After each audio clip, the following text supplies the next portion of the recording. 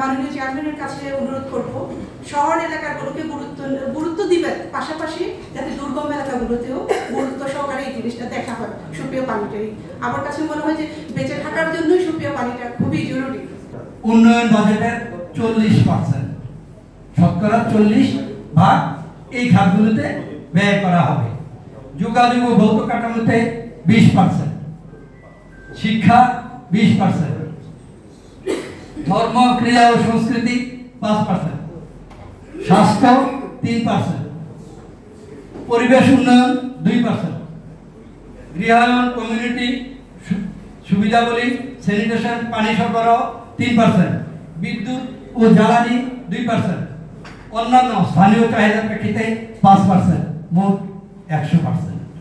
এইভাবে একটা ফ্রেমওয়ার্ক বেঁধে দেওয়া হয়েছে। এটা কিন্তু আসমানি কিতাব না, এটা যে পরিবর্তিত হবে না তা বলছি না, কিন্তু পরিবর্তিত হওয়ারও একটা লিমিট থাকবে। সম্প্রদায় কিন্তু সমান এবং আমাদের কাছ থেকে সকলেই সমানভাবে আশা করেন, প্রত্যাশা করেন। তদুপরি জেলা পরিষদের বর্জনটাও কিন্তু ঠিক একইভাবে হওয়া উচিত এবং যারা সদস্য চেয়ারম্যান রয়েছেন তাদের ক্ষেত্রেও এখানে আসলে এমনটা যাতে না হয় যে কমিউনিটি ভিত্তিক থেকে শুধুমাত্র আমি আমার কমিউনিটির জন্য চিন্তা করবো এমন কিন্তু নেই। আপনাকে জেলা পরিষদ মানে এটা সকলের, সকল কমিউনিটির, সকল সম্প্রদায়ের মানুষের উন্নয়নের জন্য আপনাকে এখানে পরিকল্পনা নিতে হবে। বলবো যে আপনার পক্ষে অনেক কিছু সম্ভব, তো ইচ্ছাটা হচ্ছে বড়। আপনি ইচ্ছা করলে অনেক কিছু পারেন, কিছু কিছু পারবেন না, যেমন সড়ক বিভাগের রাস্তায় আপনি ঢুকতে পারবেন না, ঠিক আছে, কিন্তু বাজারের কোনো উন্নয়ন আপনি বাংলাদেশে নির্মাণ করে দিতে পারেন, যেহেতু আপনার সুযোগ আসছে।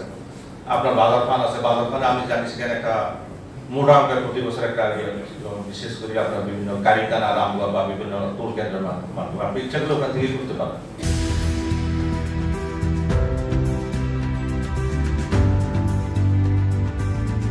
কোনো কঠিন প্রশ্ন যদি থাকে তাদের মোকাবেলা করার সৎসাহস নিয়ে আপনারা এখানে এসেছেন।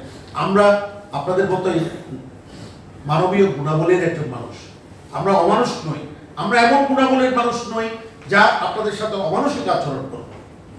আমরা সাংবাদিকরা এই অঞ্চলের উন্নয়ন ঘটানোর জন্যই কাজ করছি, বেতন পাই কম।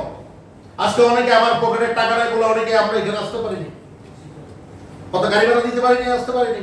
পরিবর্তন হিসেবে দেখতে চাই, এখানে কোনো বৈষম্য থাকবে না, এইখানে কোনো দুর্নীতি থাকবে না, এইখানে কোনো অরাজক যেন না হয়, এইখানে আপনারা সহযোগিতা করবেন।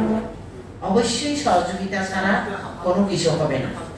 অনেক কিছু দেখা যায়, অনেক কিছু বোঝা যায়, আমরা কিন্তু সবাই মিলে এই কাজগুলি বাস্তবায়ন করার জন্য চেষ্টা করি।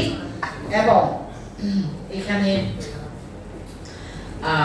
বৈষম্য বিরোধী আন্দোলন হওয়ার পরে আমি আমাদের লতিফ স্যারের কথা অনুসরণ করে বলবো, ওই সুযোগটা আমরা এই জেলা পরিষদে পেয়েছি।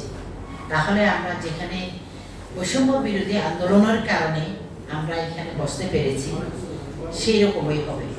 আমাদের বিগত দিনের কাজগুলিও আমরা কোনো বৈষম্য করে আসি নাই এবং দুর্নীতি করে আসি নাই।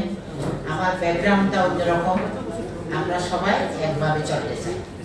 তো আমি জানি না আপনাদের কথা সবগুলি বাস্তবায়ন করতে পারবো কিনা, আপনারাও বুঝেন। আমরা হেলথে প্রাধান্য দিব এবং এডুকেশনে প্রাধান্য দিব, এবং প্রান্তিক বলে তাদেরকে তো ঘরে ঘরে রেশন দিয়ে কুলবাবো না, তাদেরকে বাজারজাত করার রাস্তাঘাট তৈরি করে দিব।